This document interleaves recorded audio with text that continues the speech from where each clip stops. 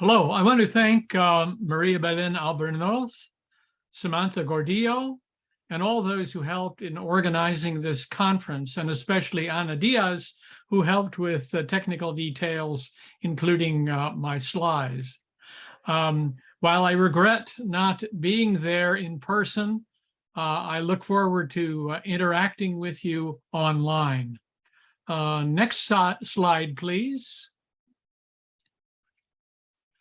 I imagine that many of the speakers at this conference will look at responsible technology from the viewpoint of the present moment.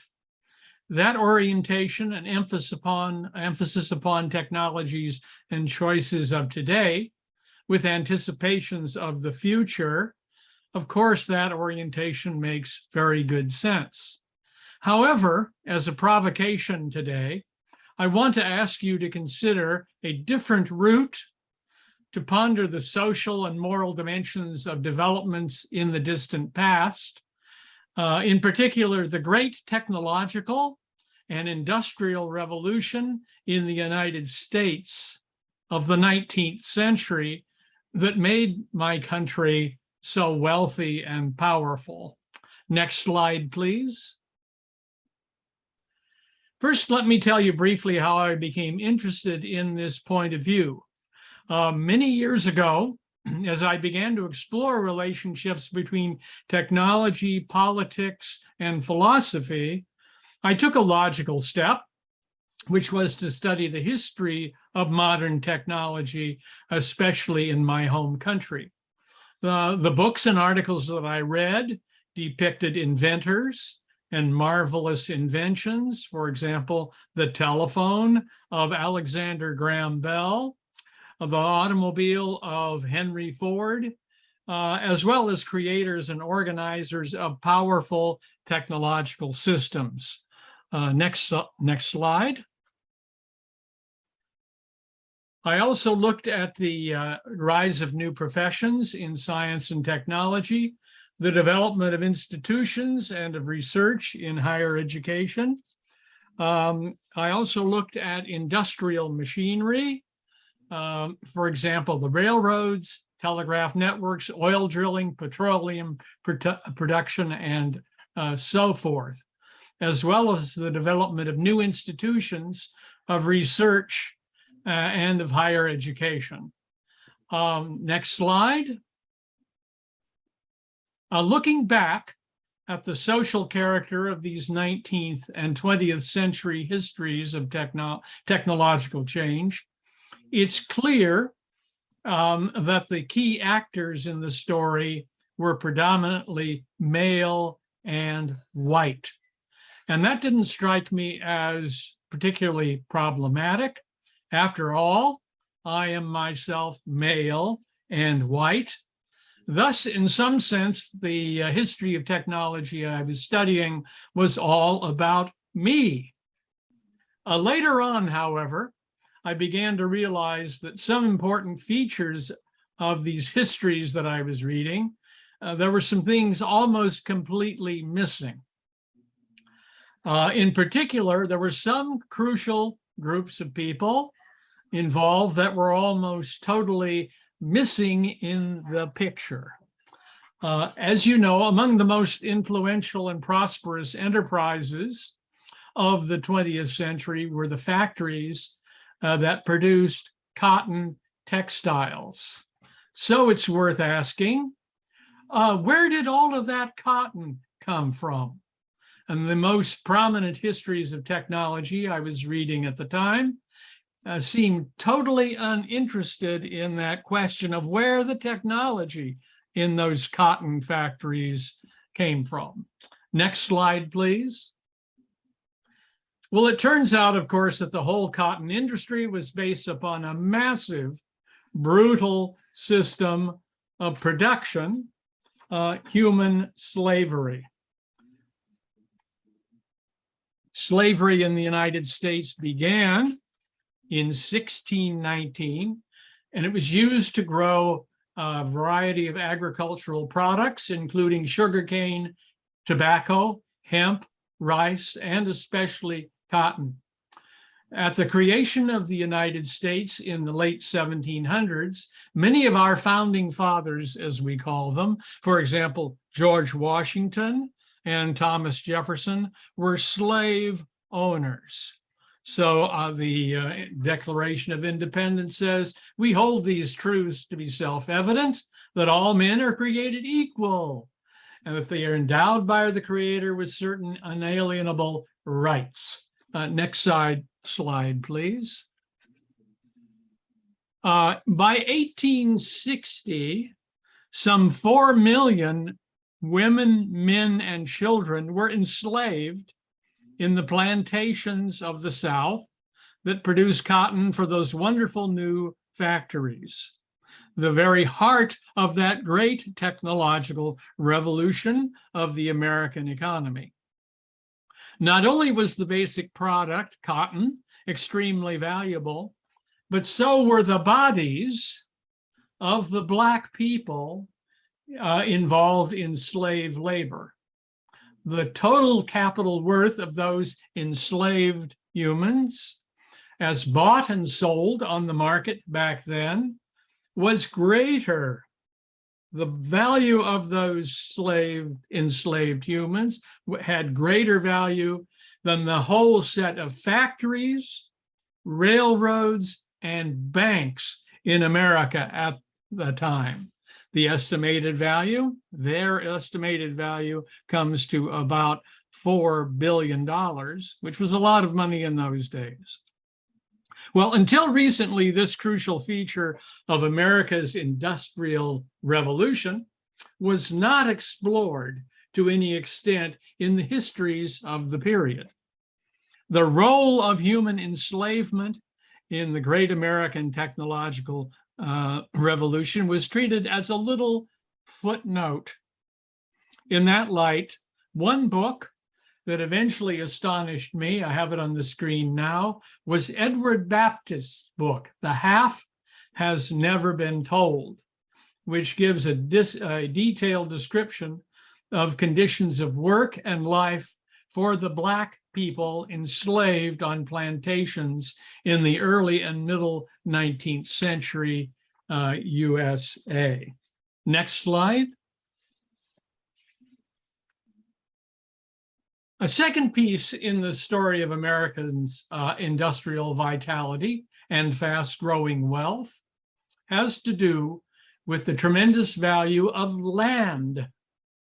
As the population of the country spread west of the Mississippi River, developing railroads, farms, new towns, cities, and factories, there was an obvious need for land. Well, where did the land come from?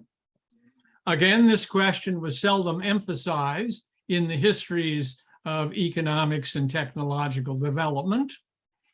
Evidently, land out west was just there for the taking. What an opportunity. Next slide. Well, it turns out that let me see, there's a previous slide, isn't there? Of the Indians. There we go.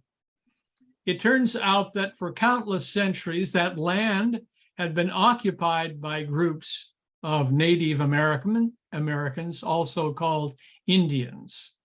While the details are complicated, basically what happened to the Native Americans was that they were forcibly rounded up, killed by the tens of thousands, offered largely fraudulent land contracts by the government, and for those who survived, they were herded into reservations, a kind of low-intensity imprisonment.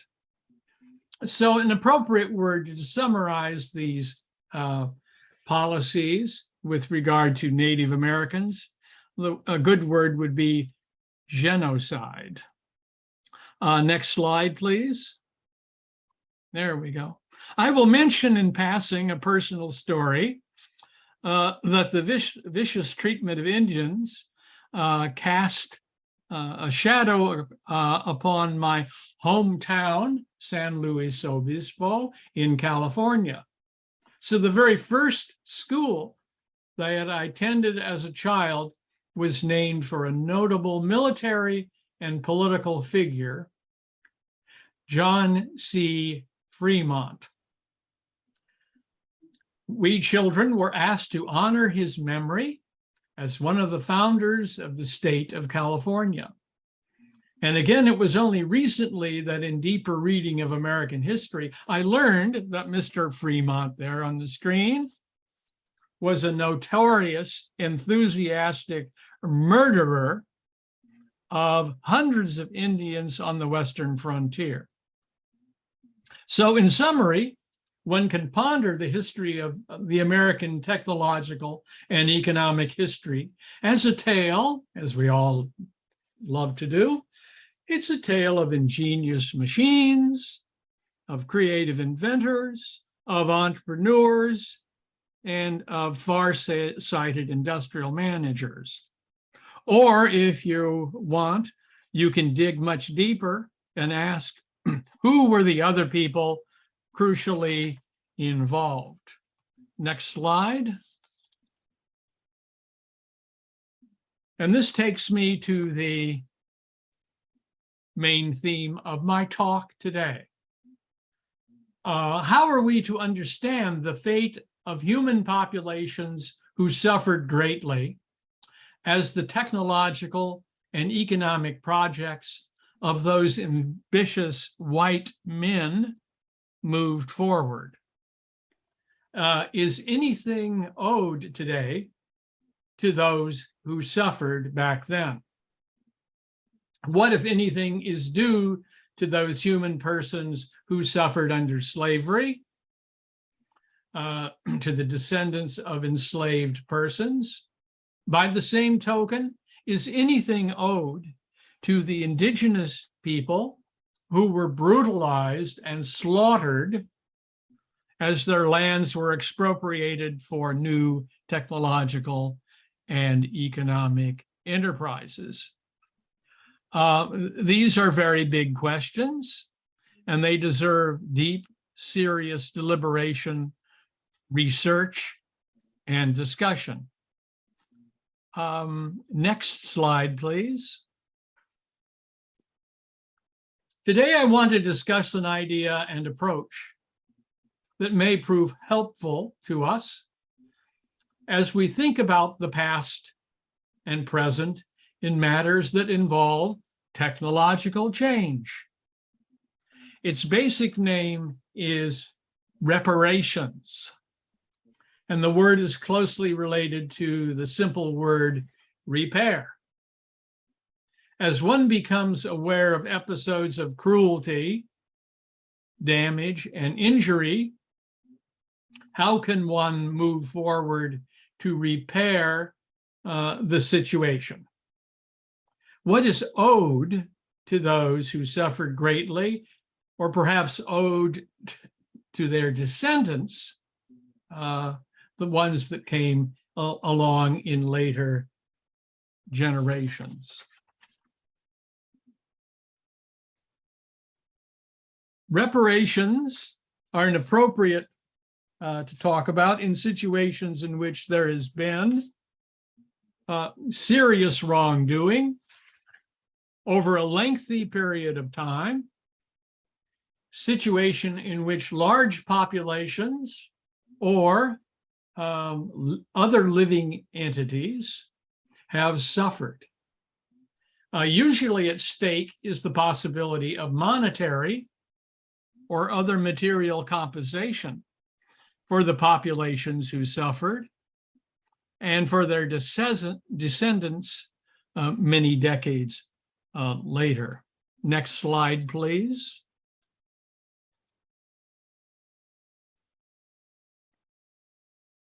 A notable example concerns the institutions of slavery in the USA, in particular the practice outlawed during the 1864 Civil War. That's when slavery was outlawed. The question arose what might be owed to the millions of people who have been enslaved. Should there be reparations, that is, financial payments or other sources of support provided to these people as compensation for the way they were exploited for so many generations? One of the Union Army's military generals, William T. Sherman, during that Civil War of the 1860s, suggested that former slaves be given some 40 acres of land to work after they had been freed. And the common phrase among the soldiers, his soldiers, was 40 acres and a mule. Of course, there was never a mule in the deal, but the whole idea of reparations for slaves didn't last anyway.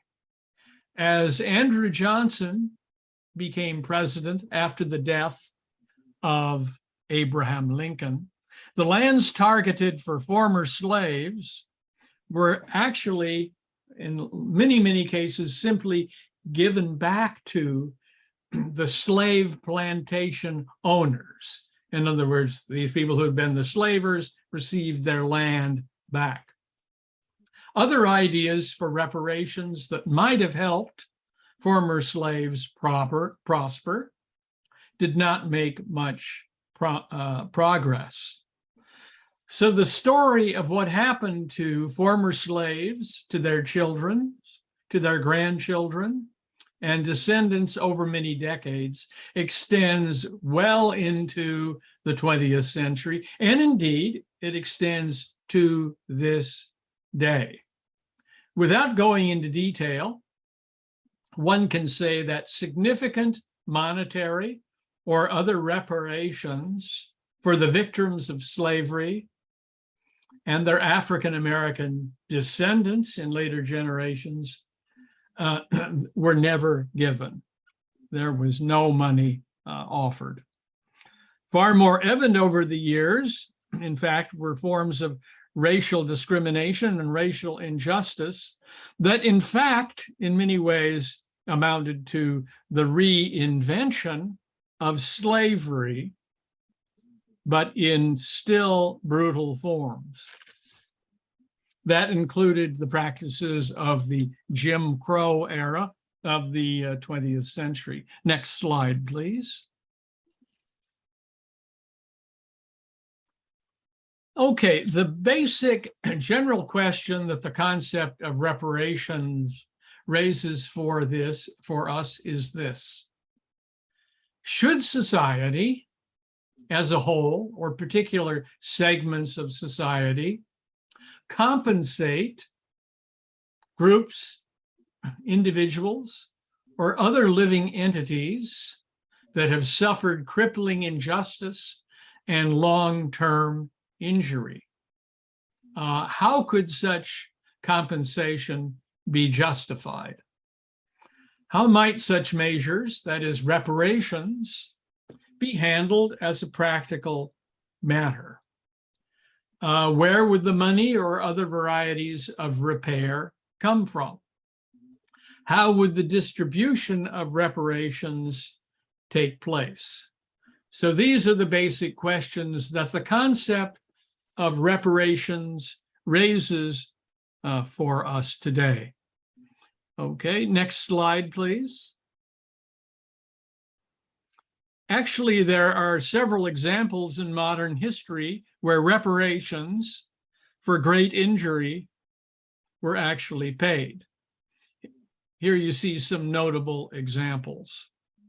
Recognizing the Holocaust of Jews and other victims of Nazi terror in the 1940s, the German government later on eventually paid some $9 million in reparations to Holocaust survivors over the years. Second, in light of the harm caused to Japanese American citizens by incarceration in prison camps during World War II. The US Congress eventually awarded $20,000 to each of 80,000 Japanese Americans. It came to a total of $1.6 billion. In post-apartheid Africa, the Truth and Reconciliation Commission recommended reparations and other policies as a redress for those who had suffered human rights abuses under the regime of apartheid. A relatively small number of victims were given one-time payments of $3,900. And in 2013, in the state of North Carolina, USA, the state paid $10 million in reparations for victims of forced sterilization and eugenics programs that were conducted. Those programs were conducted in the mid-20th century. So that's a case in which irresponsible applications of science and technology were directly involved. You may be interested, by the way, in the amount of reparations for slavery paid to African Americans over many decades. Alas, the amount comes to $0.00, which is to say the United States has never owned up to giving reparations for the evils of slavery. Next slide, please. In fact, in today's USA, there is renewed intense debate about reparations for slavery and for racial injustice. People are asking who ought to provide compensation for the people injured. What forms should such compensation take? Over what period of time? Years, decades, centuries? And a leading figure advocating today for reparations is Ta-Nehisi Coates, a well-known American writer.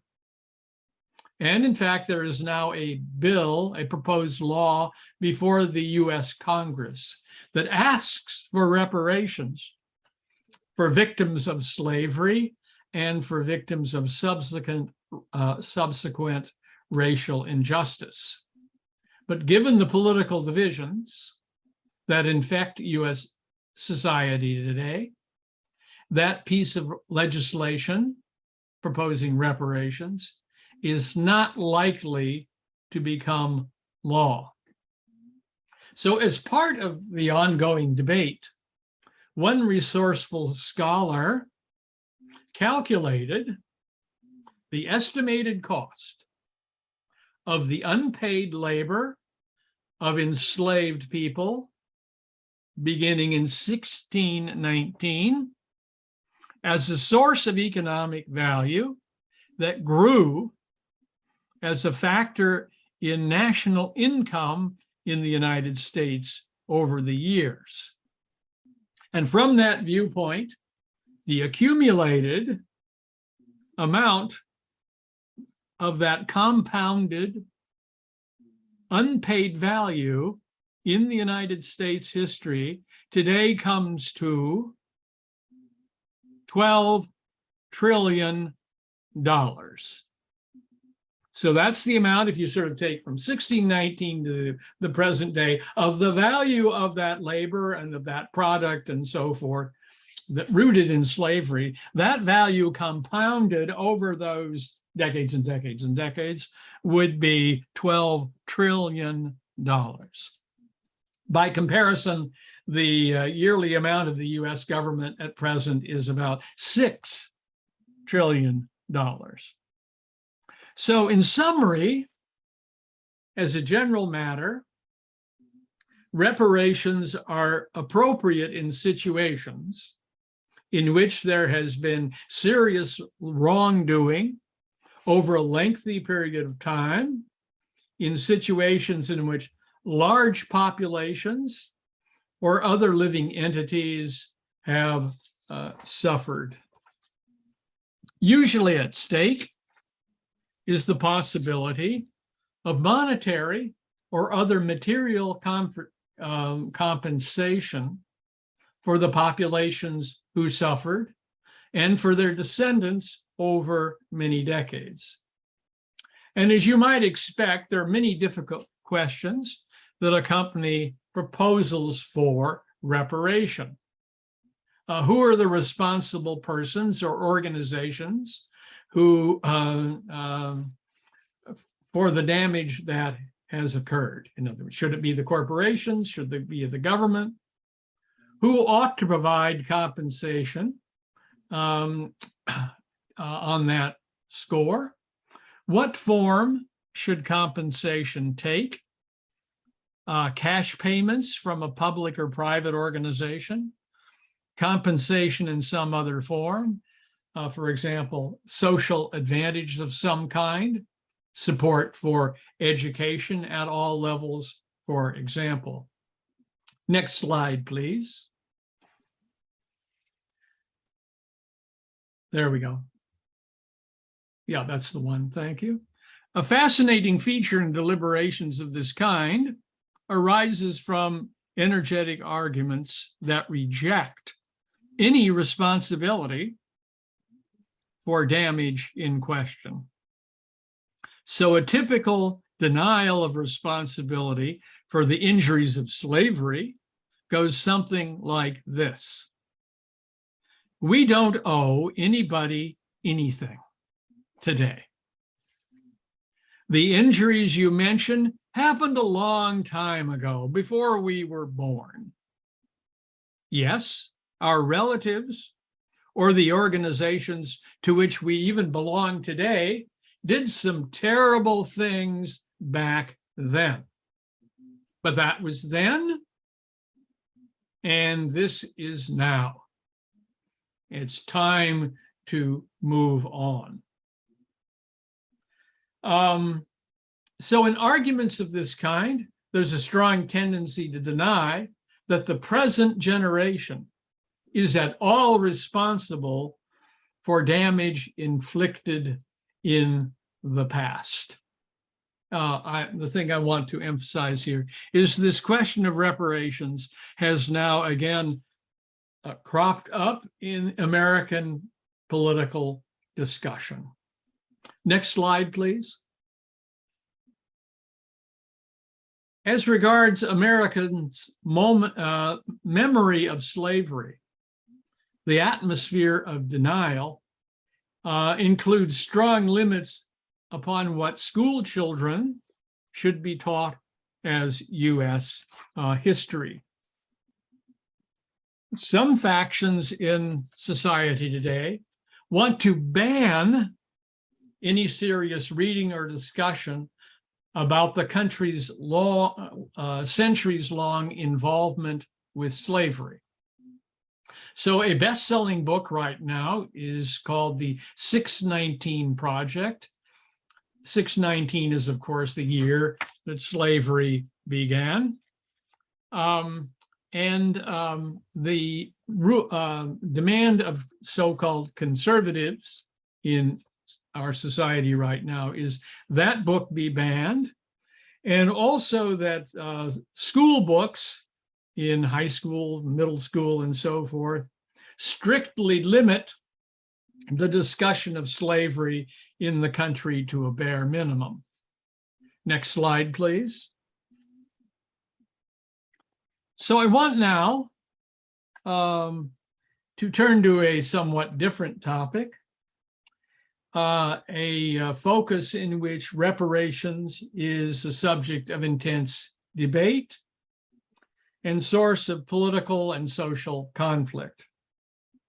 As you know, we live in a time in which Earth's biosphere and its enormous range of living creatures, including humans, are confronted with an increasingly evident climate crisis. Obvious manifestations of the crisis include massive heat waves, drought, wildfires, floods, rising seas, hurricanes, and other emergencies around the globe.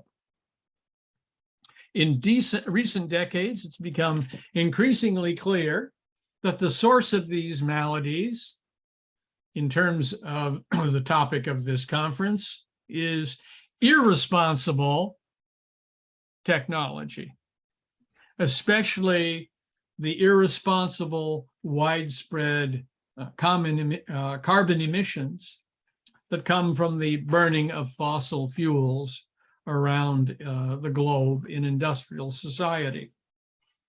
As recognition for the climate, as that recognition has grown, a number of measures have been proposed to address widespread damage from the rapidly growing climate crisis.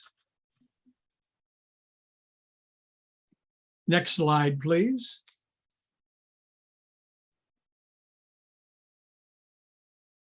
The worldwide body organized to study and act upon such matters is the Intergovernmental Panel on Climate Change, or IPCC. Established in 1988, this organization holds periodic meetings in which the world's countries gather to assess the dimensions of climate crisis and to decide what to do.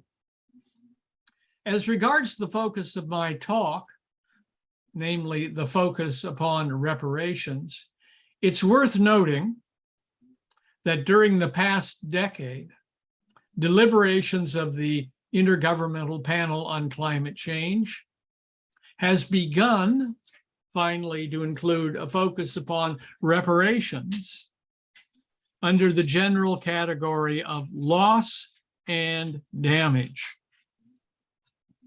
Of course, this refers to the varieties of loss and damage that communities around the globe suffer due to manifestations of Earth's climate crisis, rising seas, heat waves, drought, and so forth. Next slide, please. The explicit emphasis upon loss and damage was added to the IPCC focus on organizational structure only in recent years. And within that framework, loss and damage comes up frequently, especially as regards questions about inequality and responsibility. Common estimates for the sources of climate crisis indicate that 92% of greenhouse gases are produced by the world's most wealthy countries. However, a disproportionate share of the loss and damage from climate crash falls heavily upon huge populations, billions of people in the less developed nations. Episodes of massive flooding in Pakistan recently, as well as intensive heat domes that have affected Africa, Europe, India, and China, are evidence of the kinds of damage that are prominent features of life on Earth right now, and will probably continue so into the future. Well, until recently, disasters associated with climate crisis have been dismissed as normal, everyday events, familiar to everybody. So we have hot weather, lots of rain, occasional hurricanes, and the like. But in recent decades, it has become more and more obvious that the kinds of severe disruptions and damage that we face must be seen as recurring features of Earth's climate as the atmosphere absorbs ever higher levels of carbon gases. So during the meeting of the Conference of Parties, that's the big meeting internationally on climate, it was called COP, Conference of Parties 26, last November, the small island states and the largest bloc of developing nations, together representing 5 billion of the world's people, demanded funds to address loss and damage. So this is the category in these deliberations about what I'm also calling reparations. So you had these countries say, we must now address loss and damage. And last year, this demand was ultimately blocked by rich countries, particularly the USA and the European Union. Thus, a refusal to finance crucial questions of matters of loss and damage is a slap in the face to the world's developing countries. It remains to be seen if the upcoming meeting of the UN Climate Organization, COP27, will succeed in inputting that finance facility and those finances of loss and damage on a firm, permanent foundation. One recent headline, next slide, please, offers a ray of hope.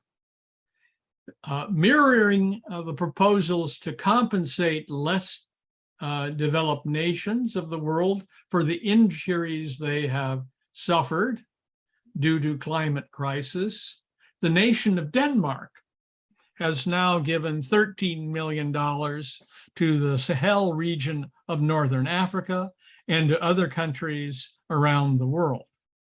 These are the very first monies ever given under the IPCC category of loss and damage.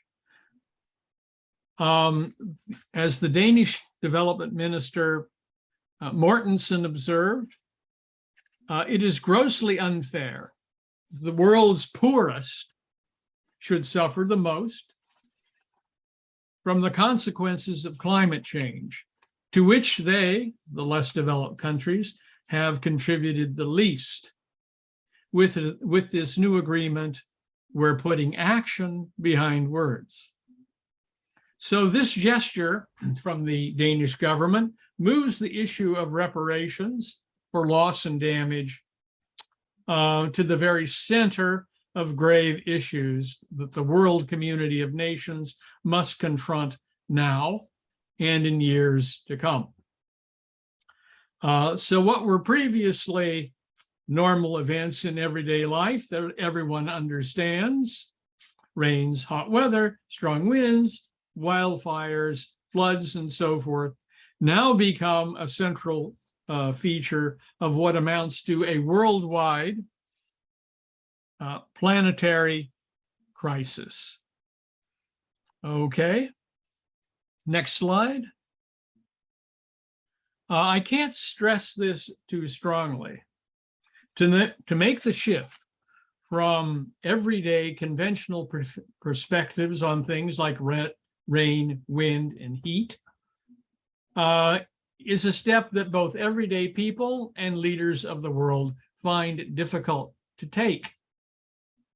Given the increasingly compelling evidence, why have the wealthy nations of the world, especially of the United States, so far refused to fund reparations for loss and damage?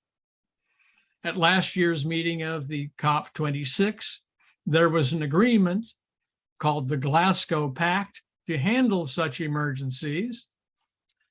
But as one news report observed, instead of specifying how finance and compensation will be delivered for loss and damage, there were only talks about holding another dialogue on the matter. So, within the Maine international organization charged with offering a solution to the increasingly massive climate crisis, the only alternative suggestion for now is to have discussion, a kind of dialogue. So in that light, I think the question to ask is this: why is it that only discussion is allowed at this point rather than something more substantial and practical? And a plausible answer, next slide, please, concerns the master narrative of modernity that still exercises a strong hold over much of the world's populace and the leaders of many world nations. That narrative of modernity specifies that the source of well-being is increasingly levels of material production and its effective distribution to populations around the globe. Within this vision, the increasing mass and quality of technology-centered production stems from the creation and ingenious varieties of science-based devices, more fundamental impulse of miraculous productivity. The goal is more output without limit. So this is the basic formula, and has been for a long time, of the good life that much of the world's population hopes to achieve. So in that light, evidence of climate crash is terrible, terrible news. But I would say at the current moment, the resolve to change that path, to move to some other path of understanding of what social, political, and economic life is about, that is not happening. Okay, next slide, please. Reports about material and social damage from climate crash are grounds for demanding institutional and financial reparations for loss and damage. But according to the dominant narrative of modernity, there is no good reason to abandon the abundance through science, technology, and spiraling industrial productivity.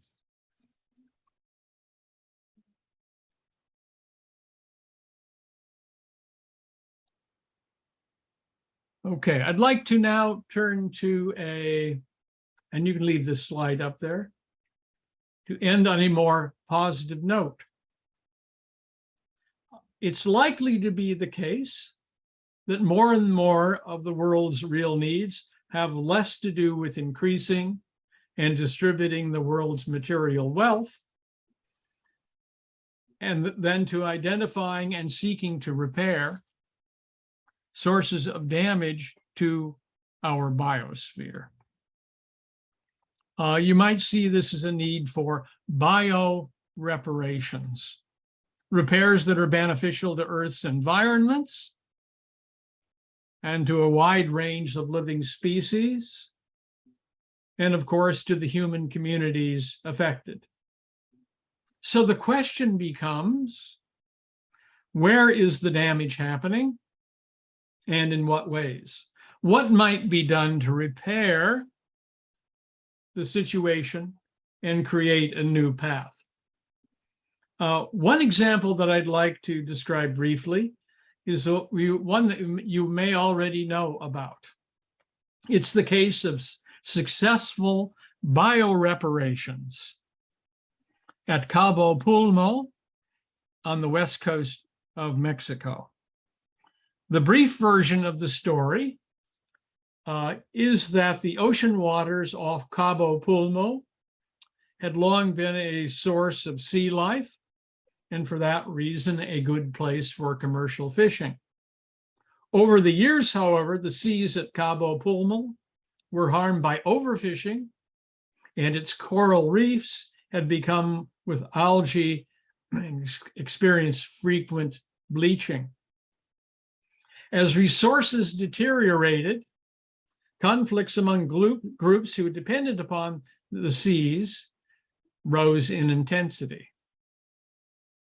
Eventually, citizens of the region worked with the Mexican government to establish a legally protected area around Cabo Pulmo's coral reefs. In the years that followed the step, there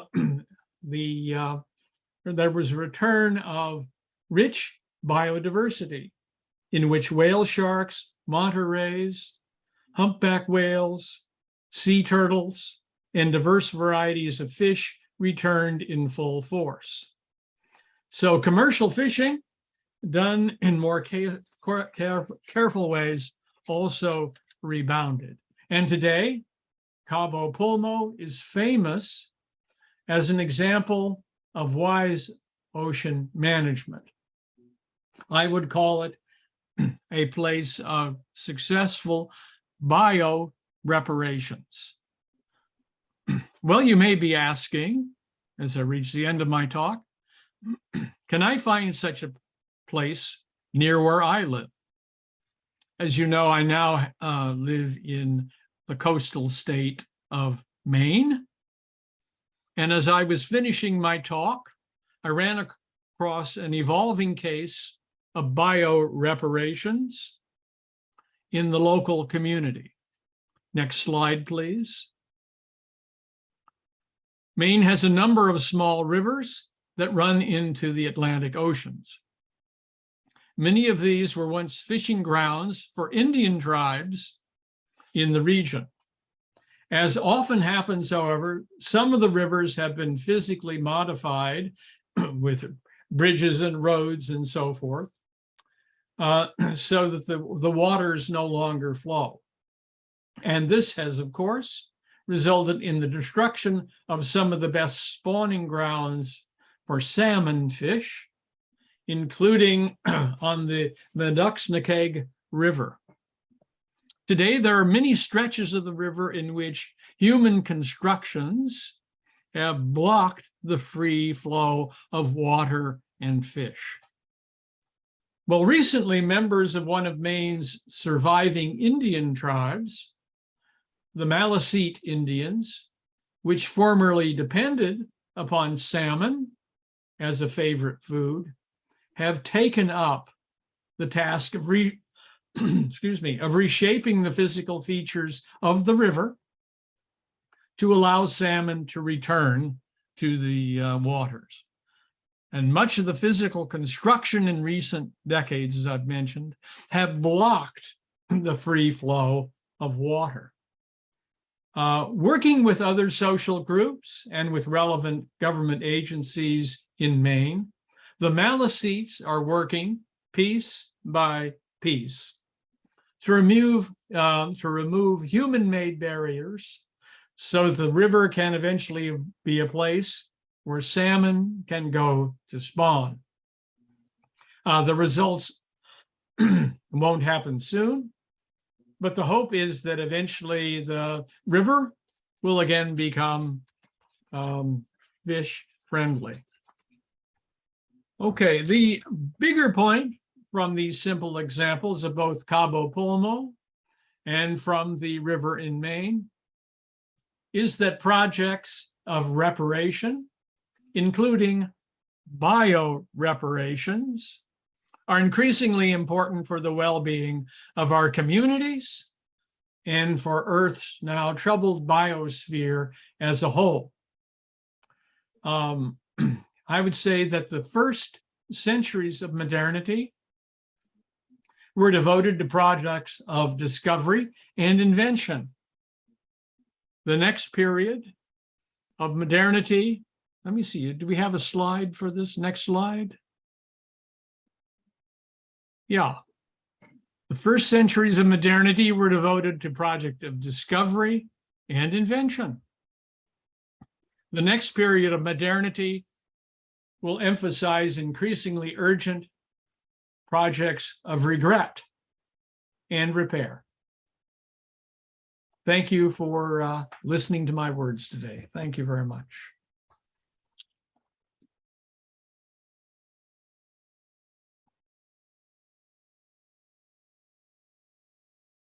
Okay. Very much, Langdon, for that remarkable presentation.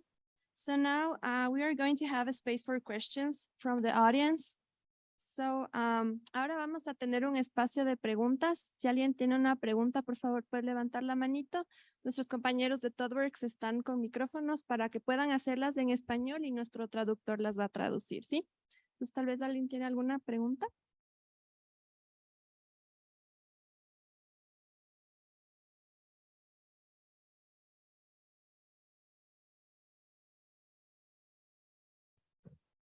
Hi, Langdon.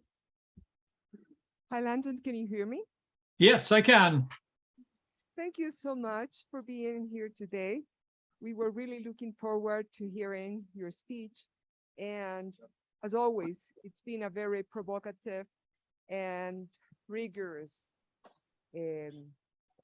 conference about what we should do in this technological world. So I want to ask you how we can design a responsible technology in order to recognize all actors involved so as not to have to face the challenge of reparation at a time of a technological change that focuses on innovators and the consumption of their technologies. Based on your research trajectory, how we can critically approach technology and its impacts. In other words, how responsible by design works today. So thank you again for helping us recognize all the other side of the technological worlds through history. Good.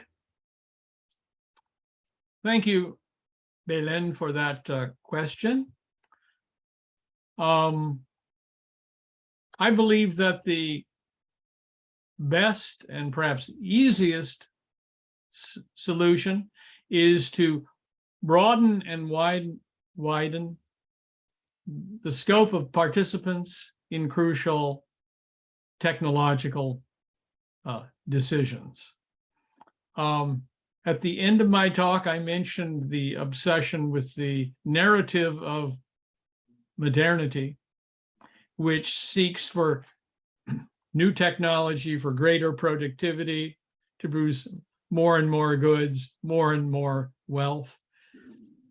And that is typically the vision, at least in the first pass, of people who are in business, who are in industry, who are in investments. And their main goal is to take whatever steps are needed to make a lot of money. So they will announce new projects in transportation, production, communication, and the like, with that in mind. There are other parts of society in which there are other needs, other perceived values that need to be maximized. And very often those groups, those parts of the population are not included in the discussion. So I think that whatever steps a society can take, whatever steps a community can take to open up the decision-making, to open up the discussion, can be quite valuable. So at the very end of my talk, I mentioned a group of, in an Indian tribe, decided to get involved with the flow of water in Maine. So this has been a topic of great concern to business, to government agencies, and so forth. But the thing that is opening the perspective to a new vision and to productive work is that a different group that had not been very much involved has decided to not only exercise a voice, but to reach out to other groups in the community. In this case, the goal is, can we restore, can we repair what used to be a fully functioning river? I might say in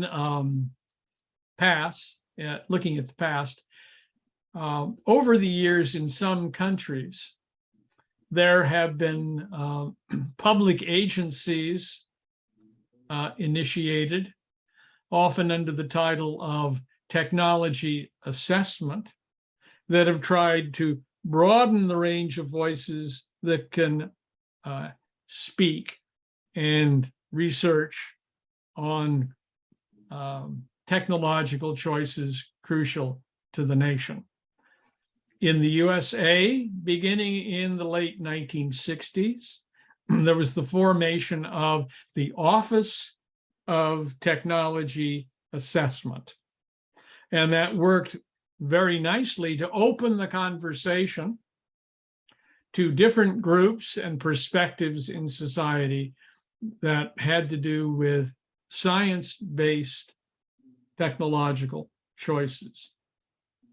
Unfortunately, in the early 1980s, when the conservative Republican Party took power, one of the first things in fact, the very first thing they did was to remove all funding, in effect, to abolish that Office of Technology Assessment.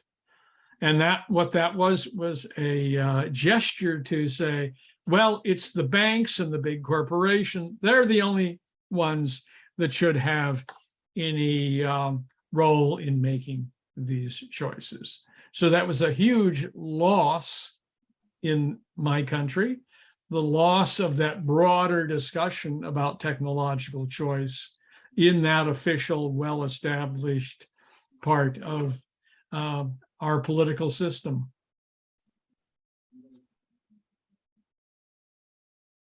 Thank you, Langdon. Tal vez alguien más tiene alguna pregunta.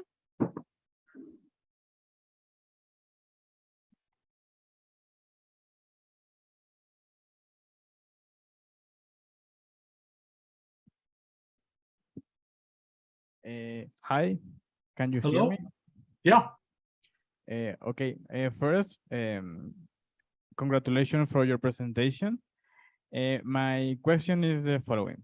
You talk about the typical arguments against the reparations. I agree with reparations and that arguments against it are generally bad ones. But how can we think in that reparations in a society like our society? I mean, we are a mixture of races. Our relatives were victims and also people that harm other people. So how do you think we can develop a technological way in our context in order to have a better society? Thank you. Yeah, well, one of the things I mentioned in my talk was that this old question about the damage from slavery and from racism in the United States has recently been reopened in a very powerful way by a variety of groups asking for reparations for that damage done. I mentioned the wonderful writer Ta-Nehisi Coates. There are a number of important public figures who in that setting have said, we need to gather political forces to take a very powerful step to repair the damage of past times and to, in this case, the key focus of benefit would be minority groups, let's say African Americans, Latinos, Japanese Americans, other groups typically not involved in the center of the conversation. So the thing that I would emphasize here is that essentially out of nothing, out of nowhere, came a group of people with a new idea, at least new in this period of time. So they have gotten on television. They've had large conferences. In this case, they persuaded one political party, the Democratic Party, in Congress to write legislation that addressed this problem of reparations for past damage, right? So that would be my basic approach, is that if there's an unmet need, if there's a silence in the political discussion about, let's say, the direction of a new technology, then the best thing to do, let's say, including you, is to initiate or participate in a crucial discussion in which there are presently not enough energetic, interesting voices. Thank you, Langdon. We have another question on our Zoom chat. It's from Goddess San Clemente. It says, while it may be a challenge to repair the years of damage, social and environmental, technology transfer cannot succeed without the human element, or what is known as skilled know-how, or modernly referred to as a tacit knowledge. How can we maximize technology transfer across boundaries and cultures to broaden the range of voices and address the various forms of reparations?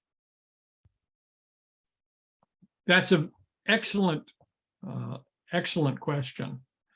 I think in many ways, the involvement of international organizations, in this case, I've been focusing upon the potential of the Intergovernmental Commission on Climate Change, that organization needs to look at its own fundamental commitments and to broaden the range of voices and groups that are involved in, let's say, technological repairs or technology transfer that would affect an economy or affect the environment of particular nations. If you look at what's happening, for example, in Pakistan right now, they've had a huge disaster. So the question is, how will the other nations of the world reach out to those tens of millions of people in Pakistan to help them repair, to rebuild their economy, to rebuild their society after a terrible disaster? And again, my position would be that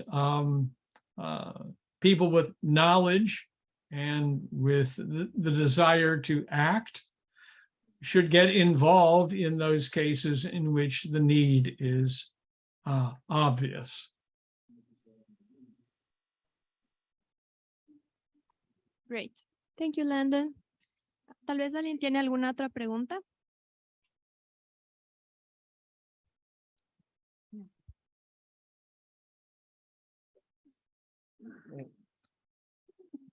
No se ría. ¿Cuál sería la reacción urgente para frenar la crisis climática en cuanto a reparaciones que usted menciona? Regarding the reparations that you are suggesting.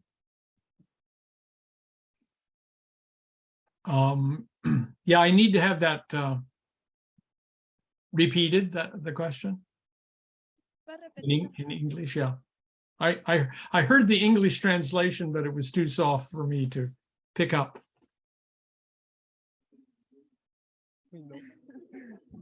¿Cuál sería la reacción urgente What would be the urgent reaction para frenar la crisis to climática stop the en cuanto a climate reparaciones que crisis usted menciona? regarding the reparations that you are mentioning? In English, restate the question again. Didn't get quite the end of it. Urgent reaction for the climate crisis regarding the reparations that you are suggesting. Well, the climate crisis is present in a lot of people's minds. And the suggestion I would make is that along with national and international big programs, right, which also already even in the IPCC negotiations, there the category is we have money for adaptation. And typically that means that money internationally is given to specific countries to prepare for climate disasters as they emerge, right? The idea of reparations under the category of loss and damage really points to a grassroots level rather than a governmental level, in which particular parts of the population, particular parts of the region, have a voice in finding money, let's say from international sources, and preparing their own plans for how that will be invested in projects that involve damage that's already been suffered, losses that have already been suffered, right? And it seems to me that increasingly is where the real human needs are. The bigger international organizations have been looking at much broader questions, let's say promoting new energy sources, getting away from fossil fuels. So that's the category in these deliberations called adaptation, right? My talk today and my focus today pointed to the involvement of groups of people who've already suffered from loss and damage. It's affected their lives, right? For example, the terrible flooding in Pakistan. So I think the emphasis ought to shift from international big money technology projects that, let's say, have to do with energy production, and a fruitful emphasis would be to find out where, from the climate crisis, where people are already affected, and how the attention to reparations for loss and damage can be thought about, experimented with, and solutions proposed at that level of this problem. Thank you, Langdon.